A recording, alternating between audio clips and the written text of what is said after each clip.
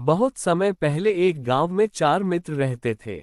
उनमें से एक शिल्पी था, एक मित्र कपड़ों का व्यापारी था, एक सोनार और एक वेद शास्त्र का ज्ञाता पंडित था। चारों में घनी मित्रता रही। एक दिन गांव में अकाल की स्थिति आ गई। लोग भूखे मरने लगे। त्राही त्राही मच गई। चारों मित्रों ने तय किया, अब इस गांव को छोड़कर दूसरे गांव जाना पड़ेगा। जाने का कोई संसाधन नहीं था, अतः चारों मित्र पैदल चल पड़े। चलते चलते एक घने जंगल में पहुंच गए। दिन ढलने लगा। इस अंधेरे में वन को पार करना ठीक न था, अतः चारों ने निश्चित किया कि वे पेड़ के नीचे रात को सो जाएंगे और अगले दिन फिर यात्रा शुरू कर देंगे। वन में एक साथ सबका सो जाना खतरा हो सकता है, ऐसा सोचकर तय हुआ कि बारी बारी से एक रखवाली का काम करेगा। सबसे पहले शिल्पी ने रखवाली का बीड़ा उठाया। तीनों मित्र लेट गए और शिल्पी ने सोचा, जगना तो है, क्यों न इस काठ के टुकड़े से कुछ बनाया जाए। ऐसा सोचकर उस शिल्पी ने एक सुंदर सी गुड़िया बनाई। काम खत्म करते ही उसने कपड़े के व्यापारी को जगाया और खुद सो गया। कपड़े के व्यापारी ने सुंदर गुड़िया देखकर आश्चर्य प्रकट किया। उसने सोचा, इतनी सुंदर गुड़िया को कपड़े से सजा दिया जाए तो कितनी सुंदर दिखेगी।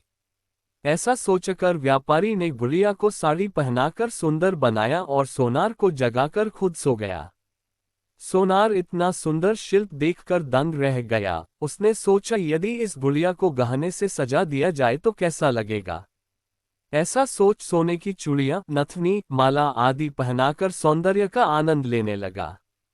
फिर इसे दुल्हन का रूप क्यों न दिया जाए। ऐसा सोच मांग में सिंदूर भी भर दिया। अब उसका सोने का समय आ गया। वह देव शास्त्र के ज्ञाता पंडित को जगाकर खुद सो गया। पंडित ने अपने सामने एक खूबसूरत दुल्हन स्वरूप गुड़िया को देखकर आश्चर्य प्रकट किया। यदि इस प्यारी सी दुल्हन में प्राण भर दिया जाए तो कैसा रहेगा। ऐसा सोच ब्राह्मण पंडित वहीं आंख बंद करके बैठ गया और मंत्र जाप करने लगा। वेद शास्त्रों के ज्ञात पम ने उसमें जान डाल दी। सामने एक सुंदर नारी को देखा। आवाज सुनकर सब लोग उठ बैठे। अब चारों मित्र उस खूबसूरत नारी को देखकर उसे अपना बनाना चाहते थे। इस पर झगड़ने लगे। खींचातानी को देखकर वह सुंदर नारी चिल्लाकर कहती है, बंद करो, इस प्रकार क्यों लड़ रहे हो। थोड़ा रुककर फिर वह बोली, सब आंखें बंद कर लें। सामने देवी प्रकट होगी, वह न्यायसंगत इस समस्या को सुलझा देगी। बंद कर लीजिए अपनी आंख। और चारों मित्रों ने अपनी आंखें बंद कर लीं।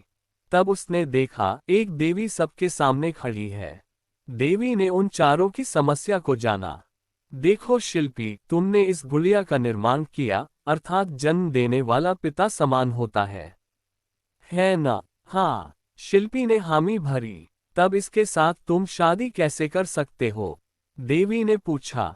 और कपड़े का व्यापारी, तुमने इसके तन को ढककर इसकी लाज को बचाया है। इसका मतलब तुम इसके भाई बन गए हो, है ना। देवी ने उससे कहा। बीच में पम वेद शास्त्र के ज्ञाता टपक पड़े और गर्व से कहने लगे, हाँ देवी, मैंने ही इसको जीवन दान दिया है, जीवित करके। बड़े गर्व के साथ उसने कहा। देवी ने कहा, तब तुम इसके गुरु समान हो, तुम कैसे इससे शादी कर सकते हो। पंडित ने भी हामी के साथ सिर हिला दिया। अब अंत में सोनार को देखकर देवी बोली, तुमने इस सुंदर स्त्री को आभूषण से न केवल सजाया अपितु उसकी मांग में सिंदूर भरकर उसे वर भी लिया है। इसलिए इससे शादी करने का तुम्हारा ही अधिकार है। ऐसा कहकर देवी अंतर्धान हो गई। अब चारों मित्र मिलकर सोनार के साथ उस सुंदर नारी का विवाह कर देते हैं और फिर से अपनी मित्रता को आजीवन